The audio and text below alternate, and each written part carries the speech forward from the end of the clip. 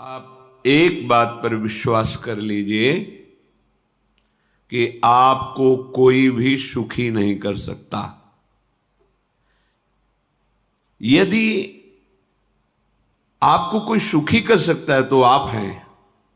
बिल्कुल घनीभूत अर्थात ठोस बात है, इसे समझ लेना। यदि आप अपने विचार के द्वारा, विवेक के द्वारा अधर्माचरणों का त्याग करके धर्म पूर्वक जीवन व्यतीत करते हुए भगवान नाम जप करते हैं, तो पूर्व पाप कर्म के अनुसार जब देह रचा गया तो उसमें जो प्रारब्ध दुख सुख का है वो तो आएगा, पर आपको परास्त नहीं कर पाएगा।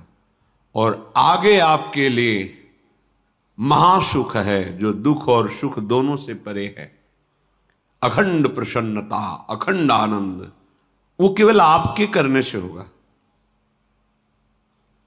उपदेश मिल सकते हैं, मार्ग बताया जा सकता है, आपको सहयोग मिल सकता है, पर चलना आपको होगा। यदि आप नहीं चले तो ये कहीं भ्रम हो कि मैं कहीं जाऊं और मेरी दुख निवृत्ति हो जाए, तो इस भ्रम को छोड़ देना आप।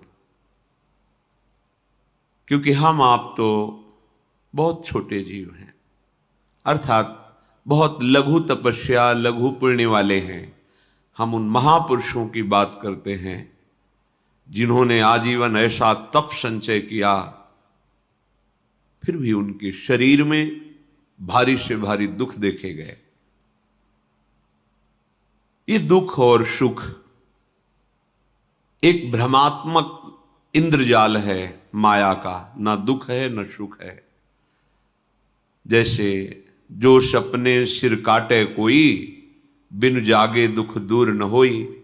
ऐसे स्वप्न में तुम चक्रवर्ती सम्राट बन जाओ तो जगने पर तुम थोड़ी रहोगे, तुम जो हो वही होगे। हम भगवान के चिदानंद अंश हैं। ये भूल कर हम अपने को स्त्री पुरुष, अच्छा बुरा, धनी निर्धन, दुखी सुखी आदि आदि बहुत सा प्रपंच है, इसे हम अपने दिमाग में बैठा लिया है। जब तक आप ये प्रपंच नहीं छोड़ोगे तब तक आपको सुखी कोई कर ही नहीं सकता। क्योंकि दुखालयम नाशवान संसार का तो तुमने अस्तित्व रखा है। अगर ये किसी के दूर करने से होता तो स्वयं जगत गुरु परब्रह्म परमात्म तत्व भगवान श्री कृष्ण सामने हैं और अर्जुन को कह रहे हैं, मात्रा स्पर्शास्तु कौन्तेय शीतोष्ण सुख दुखदा आगमा पायनो अनित्यास्तास्तितिक्षस्व भारत। हे भारत, हे अर्जुन, ये आने जाने वाले अनुकूलता प्रतिकूलता, गर्मी शीतलता, अर्थात काम क्रोध लोभ मोह मद मत्सर अपमान निंदा, ये सब ताप पहुंचाते हैं।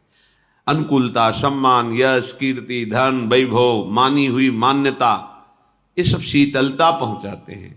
ये उष्णता और शीतलता, अनुकूलता और प्रतिकूलता आने जाने वाले हैं। भगवान ये नहीं कह रहे मैं मिटा दूंगा, कह रहे तास तितिक्षस्व भारत। हे अर्जुन, ये तुम्हें सहना होगा। यदि तुम इसे सह गए तो तुम्हारे हृदय में ऐसी स्थिति प्रकट हो जाएगी कि फिर ये स्पर्श भी नहीं कर पाएंगे। सहने से तुम्हारी भक्ति बढ़ेगी, तुम्हारा चिंतन बढ़ेगा, तुम्हारा स्मरण बढ़ेगा। सत्य वस्तु के लिए, सत्य तत्व के लिए तुम सुखी हो जाओगे। बिल्कुल खुली बात। आडंबर नाटक पाखंड इसकी जरूरत नहीं है। प्राकृतिक भोगों में सुख बुद्धि, देहाभिमान, विद्यारूप महत्व कुल धन यौवन अभिमान, यही तुम्हारे दुख का मूल है और ये कोई दूसरा नहीं हटा सकता। ये तुम्हें अपने विवेक सत्संग से प्राप्त हुए विवेक के द्वारा, शास्त्र स्वाध्याय से प्राप्त हुए विवेक के द्वारा इसे तुम्हें त्यागना है।